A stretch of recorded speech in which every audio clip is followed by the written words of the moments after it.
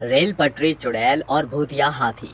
रात के 12 बजे एक बड़ा सा भूतिया हाथी अपनी पीठ पर डरावनी चुड़ैल को दिखाए एक रेल पटरी पर चल रहा था। कुछ देर बाद ट्रेन की सीटी बजने की आवाज आती है। तभी ट्रेन के पहले डिब्बे में बैठा लोको पायलट सामने से आता बड़े हाथी को देखकर हैरान होकर कहता है, अरे बाप रे बाप, ये क्या, इतना बड़ा हाथी ट्रेन के सामने आ रहा है। अगर ये ट्रेन नहीं रुकी तो गजब हो जाएगा, काफी बड़ा हादसा होगा जिसमें लोग मारे जाएंगे, मुझे कुछ करना होगा। ये बोलते ही ट्रेन चलाने वाला सीटी बजाता है, सामने से हटने के लिए भी चिल्लाता है, बतौर लाल झंडी भी दिखाता है, मगर चुड़ैल को कोई फर्क नहीं पड़ता। वो भूतिया हाथी उसकी ओर आता है तो दूसरी तरफ से ट्रेन आती है और देखते ही देखते ट्रेन उस भूतिया चुड़ैल और हाथी में से आर पार हो जाती है। इस नज़ारे को महसूस करके ट्रेन का पायलट बेहद डर जाता है। ये क्या था? ये कैसे हो सकता है? इस ट्रेन और चुड़ैल के बीच में से ट्रेन कैसे गुजर गई? जहाँ पायलट सोच में डूबा था, वहीं चुड़ैल हंसकर अपनी उंगली को घुमाकर इस ट्रेन को एक पुल के अंदर जादू से गिरा देती है, जिसके बाद उस ट्रेन के लोग मर जाते हैं। ये देखकर चुड़ैल हंसते हुए कहती है, किसी को नहीं छोड़ूंगी मैं, किसी को भी नहीं। मार डालूंगी जो भी इस रेल की पटरी पर आएगा, कोई जिंदा नहीं बचेगा। क्यों मेरे प्यारे हाथी, तुम्हें अच्छा लगा ना? आखिर इस चुड़ैल और भूतिया हाथी की कहानी क्या थी और क्यों ये लोगों को मारना चाहते थे? साथ ही इस रेल की पटरी से क्या राज जुड़ा था? जानने के लिए कहानी में आगे बढ़ते हैं। ऐसे ही शाम के वक्त एक आदमी अपनी कार से रेलवे फाटक को क्रॉस करता ही है कि चुड़ैल उसे कार समेत हवा में उठा देती है, जिस वजह से कार में बैठा शख्स डरने लगता है। तभी चुड़ैल उस कार को अचानक से रेलवे ट्रैक के बीचों बीच छोड़ देती है। उसी वक्त एक तेज रफ्तार से ट्रेन आती है और उस कार को उड़ा देती है, जिसके बाद वो आदमी भी मर जाता है।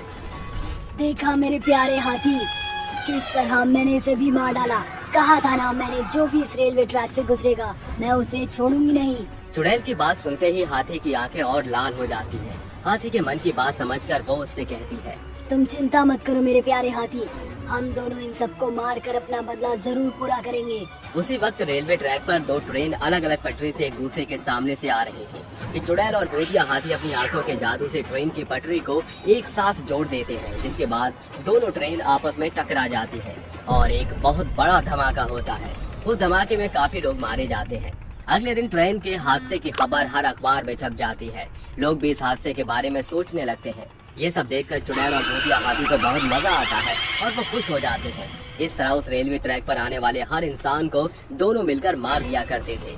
कभी तो हाथी अपने पैरों से लोगों को कुचल देता था। वहीं शाम 7 बजे एक औरत सब्जी का थैला लिए रेलवे ट्रैक को क्रॉस कर ही रही थी कि चुड़ैल उसकी गर्दन पकड़कर कहती है, आजा, तुझे भी जिंदगी के बोझ से आजाद कर दूं।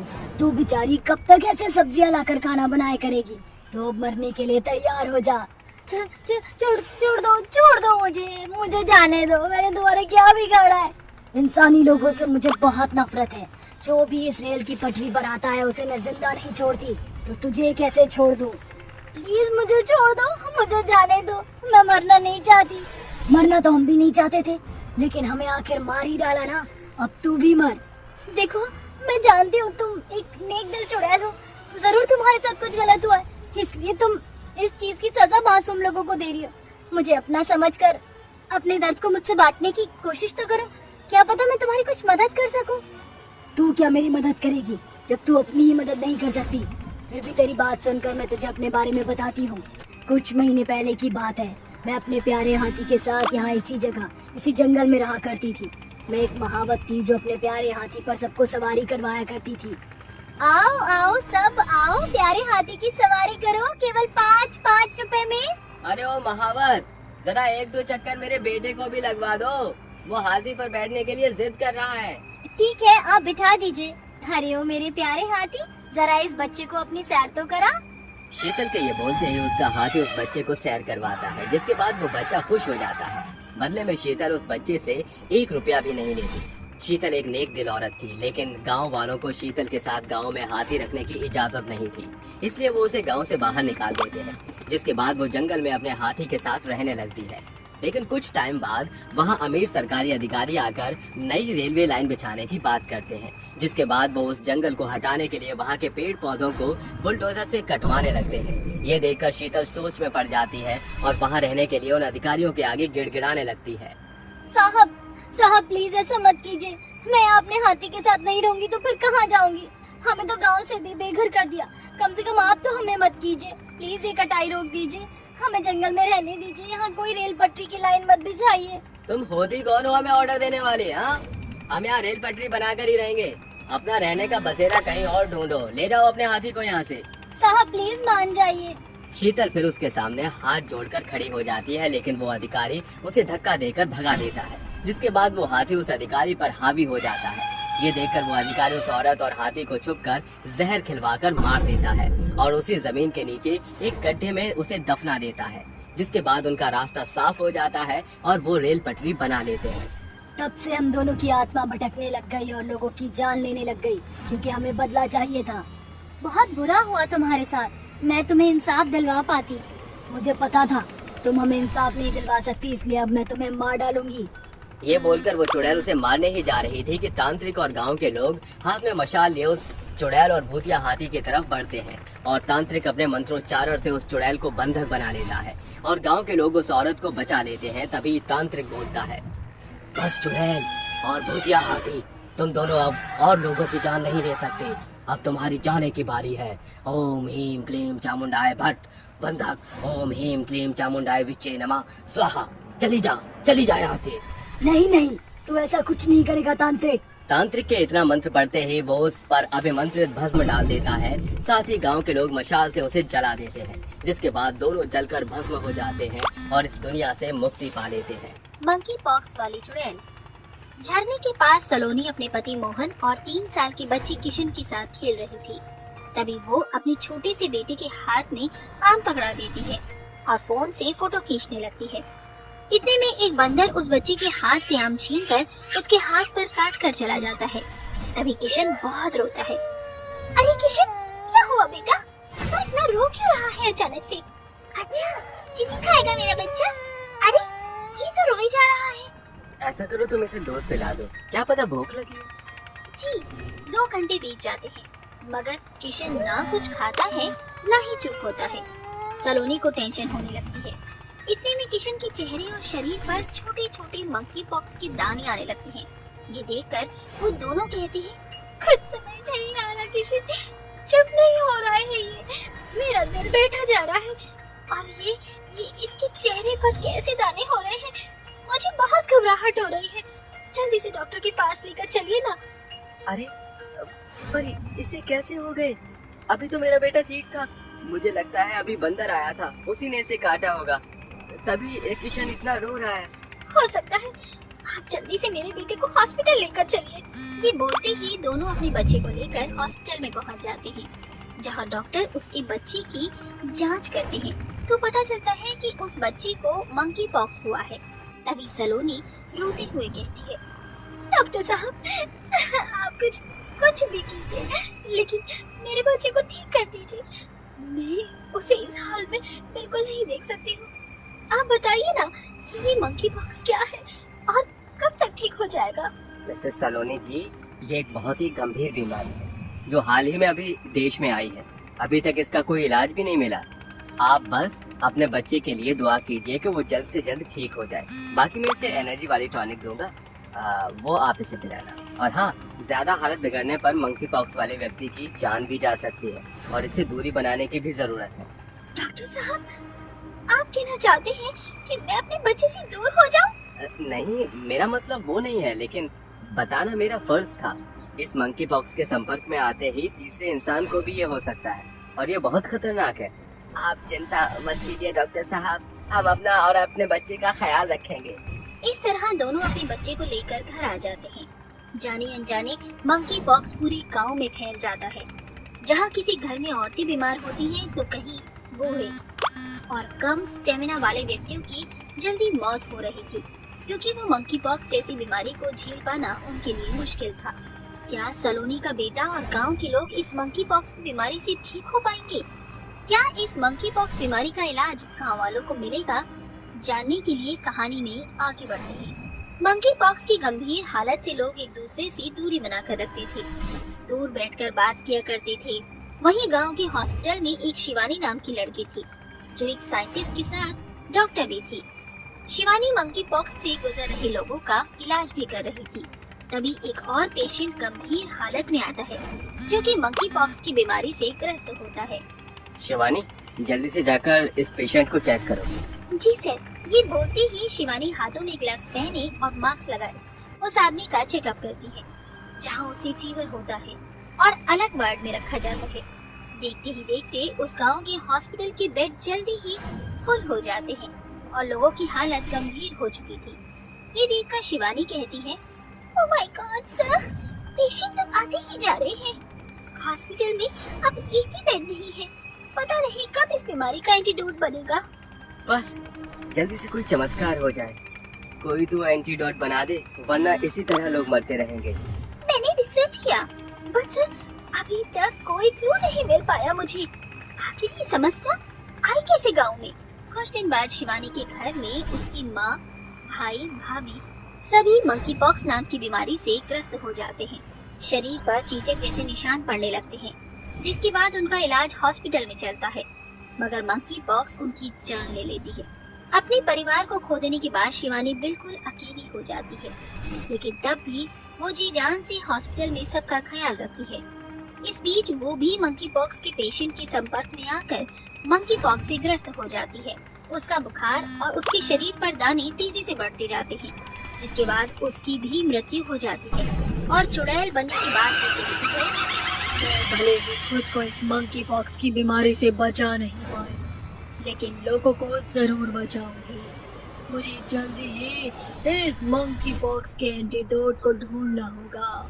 ये बोलकर चुड़ैल शिवानी मंकी पॉक्स के बारे में और रिसर्च करने लगती है और रात भर लैब में जाकर एंटीडोट के एक्सपेरिमेंट करने लगती है। 2-3 बार एंटीडोट तैयार करके वो कुछ जानवरों पर उसका इस्तेमाल करती है, मगर मंकी पॉक्स का एंटीडोट नहीं बन पाता। 2 हफ्ते बाद वो अपनी मेहनत से मंकी पॉक्स की एंटीडोट को तैयार कर लेती है और कहती है, अगर मेरा ये एक्सपेरिमेंट भी फेल हो गया तो मैं खुद को कभी माफ नहीं कर पाऊंगी। लानत है मेरी डॉक्टरी पर, लेकिन ये एंटीडोट मैं सिर्फ मंकी पॉक्स वाले व्यक्ति पर ही इस्तेमाल कर पाऊंगी, वरना रिजल्ट नहीं मिलेगा।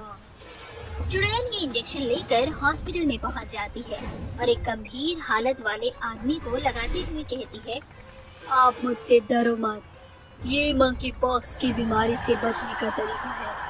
इस इंजेक्शन को लगाकर मैं आपको बचा सकती हूँ।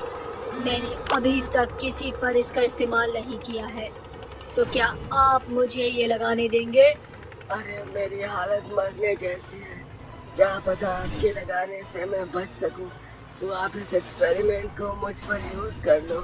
हे भगवान, बस मेरा ये एंटीडोट काम कर जाए।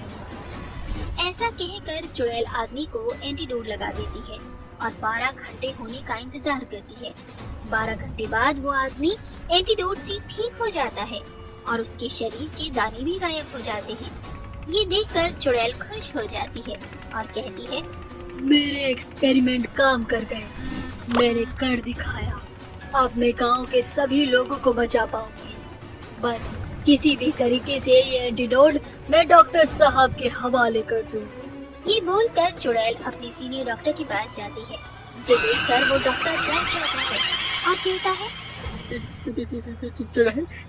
क्यों आई हो यार, क्यों आई हो, मुझे छोड़ दो। डॉक्टर, आप मुझे भूल गए, मैं शिवानी हूँ, आपकी जूनियर साइंटिस्ट डॉक्टर। सर, मैंने मंकी पॉक्स का एंटीडोट बना दिया है और मैंने ये एक्सपेरिमेंट 7 वाले पेशेंट पर किया है। वो 12 घंटे में ठीक हो गया सर, आप प्लीज मुझसे डरिए मत। शिवानी, तुमने सच में मंकी पॉक्स का एंटीडोट बना लिया? आज मुझे तुम पर बहुत गर्व हो रहा है। सर, हमारे पास ज्यादा टाइम नहीं है, हमें जल्दी से लोगों को एंटीडोट देना चाहिए। शिवानी का सीनियर डॉक्टर एंटीडोट को लगाने की घोषणा पूरे गांव में कर देता है, जिसके बाद शिवानी और एंटीडोट तैयार करने लगती है और गांव के लोग उसके पास एंटीडोट लगवाने आते हैं। जैसे ही वो चुड़ैल को देखते हैं तो बहुत डर जाते हैं। चुड़ैल, अरे भागो, कहीं हमें मार न डाले। देखिए, मेरा विश्वास कीजिए, मेरे पास सच में एंटीडोट है और आप सब ठीक हो जाएंगे। डरिए मत। तभी सीनियर डॉक्टर आकर वहाँ का माहौल शांत करता है। फिर डॉक्टर चुड़ैल को अपना भेष बदल कर एंटीडोट लगाने का तरीका बताता है, जिससे एक एक करके वो गांव की हर व्यक्ति, हर बच्ची को एंटीडोट लगा देती है। इस तरह सब मंकी पॉक्स की बीमारी से पीछा छुड़वा लेते हैं। ये देखकर चुड़ैल उस गांव से हमेशा के लिए चली जाती है। साथ ही सलोनी का बेटा किशन भी अब ठीक हो जाता है। लाश चुराने वाली चुड़ैल।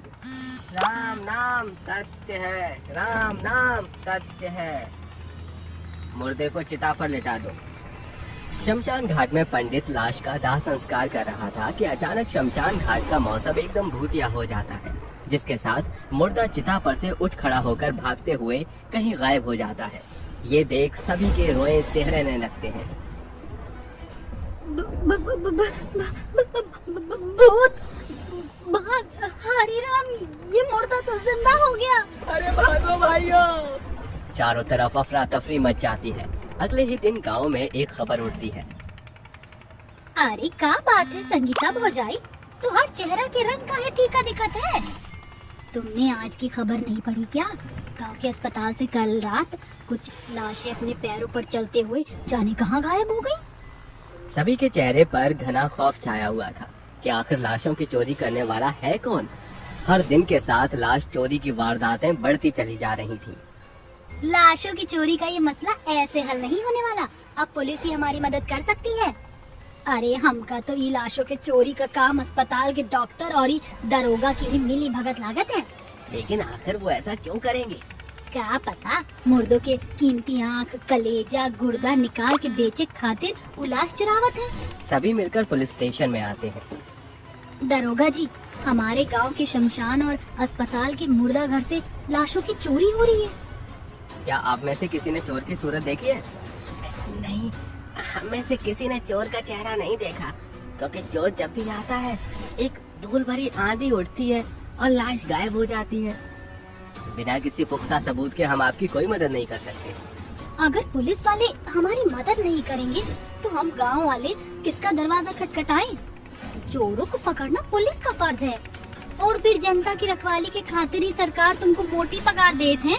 इस घटना में लाश खुद चिता से उठकर भाग रही है, तो चोरी का सवाल ही पैदा नहीं होता। गुस्ताखी के लिए माफी हुजूर, लेकिन ये भी तो हो सकता है कि लाश की चोरी करने वाला भी कोई मुर्दा ही हो। हवलदार की ये बात सुनकर सभी की सांसें थम जाती हैं और धड़कनें बढ़ जाती हैं। इतिहास में ये पहली घटना होने जा रही है जब पुलिस वाले शैतानी शक्ति से भिड़ेंगे। अब गांव में किसी का भी दाह संस्कार करने से पहले हमको इन्फॉर्म करने का काम आपका है। सभी गांव वापस लौट आते हैं और 2 दिन बाद एक लाश को अंतिम संस्कार के लिए शमशान में लाया जाता है। जरा रुकिए हवलदार, लाश के हाथ और पाँव में बेड़ियां डाल दो जिससे उठकर भाग ना पाए। हवलदार लाश को बेड़ियों में जकड़ देता है। अंतिम संस्कार की विधि शुरू होते ही जोरदार तूफान उठता है और लाश के हाथ पाँव की बेड़ियां चकनाचूर होकर टूट जाती है और लाश चिता से उठकर भागने लगती है। हवलदार, लाश को घेरो, बचकर भागने न पाए। पुलिस द्वारा लाश पर पिस्तौल से गोली चलाई जाती है, लेकिन लाश फिर से गायब हो जाती है। इस गोली का मुर्दों पर कोई असर नहीं होगा इंस्पेक्टर। मैंने ये आभास किया कि कोई चुड़ैल इन मुर्दों को कठपुतली की तरह नचा रही है, और आत्माओं पर गोली बंदूक का कोई असर नहीं होता, क्योंकि आत्माएं केवल अग्नि से ही डरती हैं। पूरा गांव चिंता में डूबा हुआ था। रात के अंधियारे में किसी की आंखों में नींद नहीं थी। सभी जन जमा होकर बातें कर रहे थे। अगर मुर्दा के लापता होने का सिलसिला यूं ही चलता रहा तो ये गांव के लिए एक बड़ा खतरा साबित होगा। अगर लाशों का अंतिम संस्कार न हुआ तो तमाम लाश भयानक आत्मा बनकर कोहराम मचाने लगेगी। अब हमें बल से नहीं बुद्धि से काम लेना होगा और जल्द से इस बात की पुष्टि करनी होगी कि लाशों के चोरी के पीछे कोई भूत है या चुड़ैल। अचानक अस्पताल से एक वार्ड बॉय दौड़ता हुआ पुलिस स्टेशन में आकर कहता है, इंस्पेक्टर फौरन मेरे साथ चलिए, अस्पताल के मुर्दाघर से लाशें उठकर इधर उधर भाग रही हैं। पुलिस की गाड़ी की हॉर्न रात के सन्नाटे को चीरते हुए अस्पताल पहुंचती है। अच्छा हुआ इंस्पेक्टर जो आप यहाँ आ गए। यहाँ अजीबोगरीब घटनाएं हो रही हैं। पूरे अस्पताल के कॉरिडोर में मुर्दे अफरा तफरी मचाते हुए बुता हंसी हंसकर गायब हो रहे थे। तुम हमें नहीं पकड़ पाओगे। अरे ये सब कुछ मेरी समझ से एकदम परे है। वो दौड़ते हुए पोस्टमार्टम रूम में पहुंचते हैं। डॉक्टर, डॉक्टर आगे बढ़िए और इस लाश का पोस्टमार्टम कीजिए। ओके। डॉक्टर थरथराते कदमों से आगे बढ़कर लाश की चीरा फाड़ी करता है कि बत्तियां जलने बुझने लगती हैं और लाश स्ट्रेचर से उठकर कहती है, तुम कभी भी हमारी सच्चाई से वाकिफ नहीं हो पाओगे। मुर्दा डॉक्टर को घायल करता हुआ गायब हो जाता है। जैसे तैसे वो सभी जान बचाकर मुर्दा घर से